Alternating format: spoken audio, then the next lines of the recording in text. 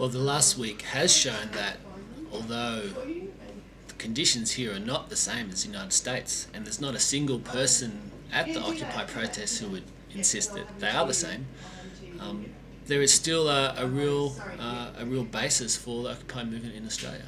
The amount of support in Sydney, which we got from people coming up and donating food, donating their time, and the consistent polls show that the message of the Occupy movement, which is that the 1%, the richest 1%, have so much power and so much influence that they've actually captured our political systems as well. That recognition is shared by people in Australia, and the same recognition is shared by people globally.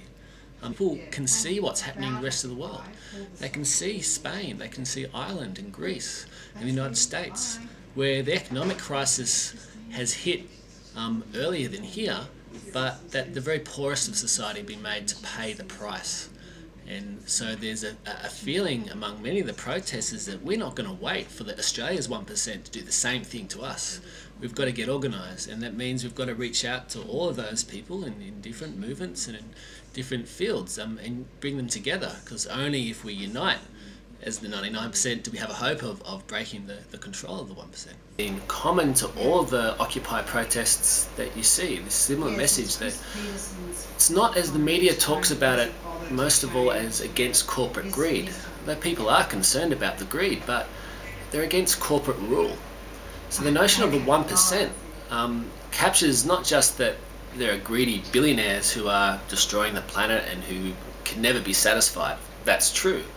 But it is a very political movement, because it's actually recognising that in country after country there is an alliance between the 1% and our institutions, our governments. Often it's the same people who circulate. We all know about the revolving door from the politicians who jump onto corporate boardrooms and then sometimes jump back into Parliament. But the question is about rule and democracy. The 1% supports the government, and the government supports the 1%, and the rest of us are locked out. And this has all these other consequences, whether it be poverty and the huge disparities between rich and poor within countries, but also between the first and the third world. And that's the other important aspect of this, is it's not just people complaining about themselves. This is a movement of solidarity. And those who are supporting this in Australia, they know there are things are much worse in a lot of other countries. But they're taking a stand for international solidarity, taking a stand that we stand with all of those people who have no interest in a planet racked by climate change, and no interest in a planet where the gap between rich and poor gets even wider. So I think there's a lot deeper politics already, and you can see this in some of the resolutions being put forward here in Sydney, in New York, in London, where the Occupy movement is not just thinking about people's behaviour. It's not just calling for a few reforms. What it's saying is that we have to challenge the whole system which allows the 1% to rule. Now, there's a lot of different ideas about what you do about that, and I think that's one of the strengths of the movement. It's not excluding anyone. It's saying if you want to have a discussion about what to do about this, then join us. It's not saying that there's one position.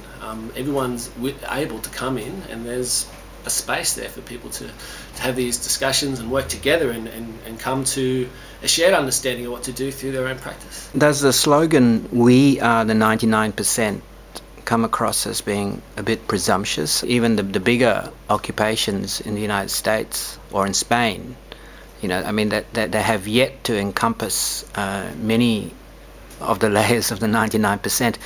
I mean, there have been a number of commentators who have pointed out, well, there's only so many thousands of people at this protest and you're not the 99%. But it's clear and it's very obvious that the slogan, "We are the 99%, is an aspiration, really, but a very powerful one, because it's trying to put quite an important argument.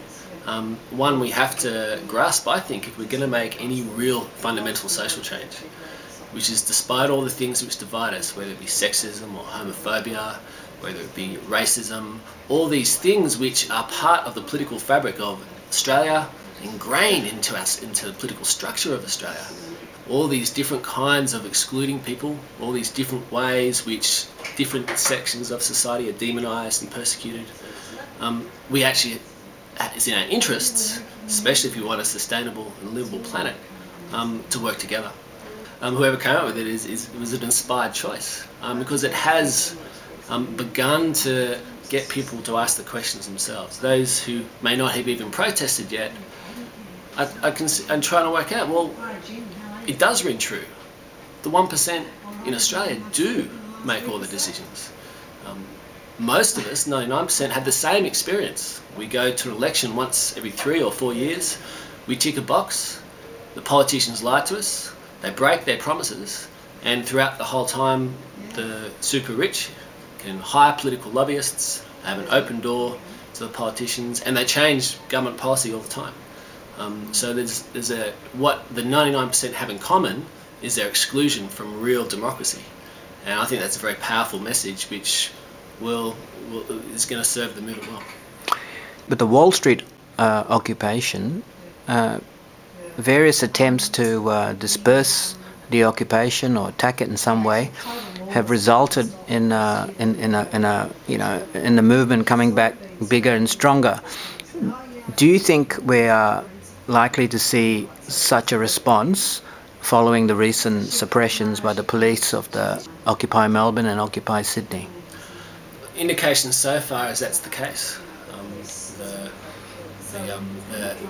The brutality of the police attack in Melbourne in particular has shocked a lot of people, and it's angered a lot of people, because this was a peaceful protest, and the footage of what happened is everywhere all over the web. So anyone who wants to look for it can see that the police version of events and Doyle, the City Mayor's version of events, is completely wrong. So peaceful protesters who were beaten simply because they want to have a discussion about making the world a better place. And that is what has happened, is that on the same day on Saturday in Perth, up to 100 people met at the first Occupy Perth General Assembly. Now this is before the occupation has even begun. Now that's bigger than this first Sydney meeting before the occupation began, of 75 people. So if someone like Perth, a lot smaller place, is already stepping up to that kind of numbers. In Sydney we had 200 people at a planning meeting to decide what to do after being evicted. So there's a sense that this movement is snowballing, and that the commitment of the movement to non-violence, I think, is important, because it's really is demonstrating to more people that the 1% aren't prepared to respond to the questions, the big questions which have been asked, with answers.